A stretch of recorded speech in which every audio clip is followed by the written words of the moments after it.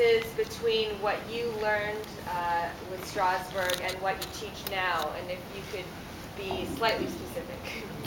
What I see now is... I'm sure there's a lot, but... There's a lot different. Yeah. We became actors to be in the theater. I mean, the theater was really important to us. Television was a brand new thing, live television. And we only did television to make a couple of extra bucks. And it was mainly at that time centered in New York. And we weren't even recorded. They were recorded on kinescopes. Most of the stuff was live. Recorded on kinescope, which was on the video tube. And the coaxial cable only went as far as Chicago, so that the West Coast only got stuff a week later. I mean, it was quite primitive, is what I'm saying. And film was 3,000 miles away. So there was the New York actor who worked in the theater, and the movie actor in Hollywood. The New York actor had to learn a whole play and perform for a couple of hours without interruption. The Hollywood actor could do short takes and screw up 20 times. Though it's not easy to be a good actor in film, because you have to shoot something sometimes 15 and 20 times on a normal basis without terrible things going on, like boobs coming in or out of focus. But you have to, if you have an emotional scene in a film, you've got to do it on a wide shot, with a wide angle lens, and then a 50mm lens where you do a two-shot, and then you come in tighter over the shoulder, this way and that way, and then you come in for a close-up for each of the people, and then a choker for each. And you wind up having to cry or scream or yell at 20 times for any film, or if I tell you a joke that's funny, you can laugh. But if I tell you that same joke 20 times, it's hard to laugh each time unless you find it funny each time. Good actors can do that. So that's film. In a theater, you only do it once a night, so you can make choices that are very demanding, that would kill you if you had to do 20 times. So there are differences. Today, actors most often become actors to become television stars or reality stars, which is even less than that. Though, when you talk about reality, you've got 6 cameras following people around the desert island. I mean, how real can that be? I mean, you've got cameras all over the place. I mean, there's no reality. My ears pop. But most actors today don't become actors to act. They become actors to become celebrities. And it's a different mentality. As a result, they don't work as hard.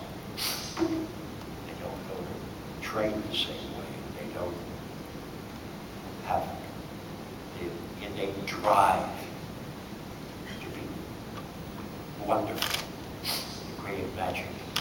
That's what my generation became actors for. And if you couldn't create magic, you got out. Today, they don't create magic much. There are a lot of actors who are really not very good actors who are considered wonderful actors. They go for results, they're predictable. The good actor creates magic in that he creates unpredictability, which is inevitable. And it comes out in the moment. What's going on between two people is really going on, and they're affecting each other. As I said before, you don't say things that, I recently had to alter a script that I exec produced because, a young guy tells his father that he's screwing up with girls, that he's not. That would never happen. He would never go to his father with that. He would go to other people with that. What he wants his father to think is that he's successful with women. So the writing is not as good, it's not as layered, the acting is not as good, it's not as layered, it's not as unpredictable, it's quite predictable. You want to see, as an audience member, something that's going on. The reason you watch Marlon Brando is because you don't know what he's going to do next. And it comes off of the moment and off of the other actor. And that's what good acting is about. A lot of actors today learn the music or the words and the way it is. How do you do? It's nice to meet you. How do you do? It's nice to meet you. How do you do? For instance, I never said the words out loud until I get on the set, because I don't want to learn the music.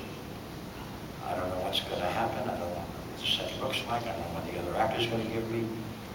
It's like a tennis game. You can't prepare for the game. You can prepare for your technique and your acumen.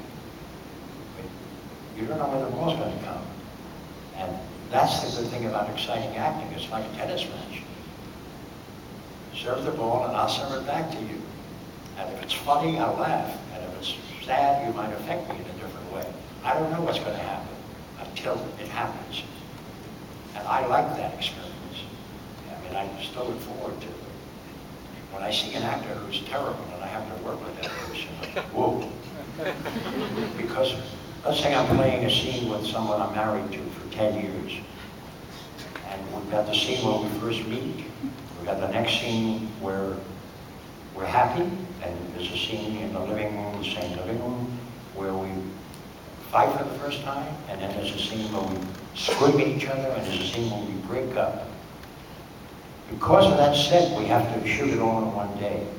And I may meet that actress in the makeup department for the first time in my life. And I've got to project and treat her as if person I'm meeting her, I never saw her before, I'm enamored by her, I've got to fight with her, and I've got to hate her, and I've got to, all in one day, covering a 10-year period. That's what film acting is about, without ever rehearsing it before that day. Getting on the set for the first time, seeing that for the first time, this is our living room, where do I sit, what's my favorite chair, etc., etc. There's all kinds of stuff that one has to take in to really be a good actor. I don't know if that helps you. Sure. Thank you. One more question.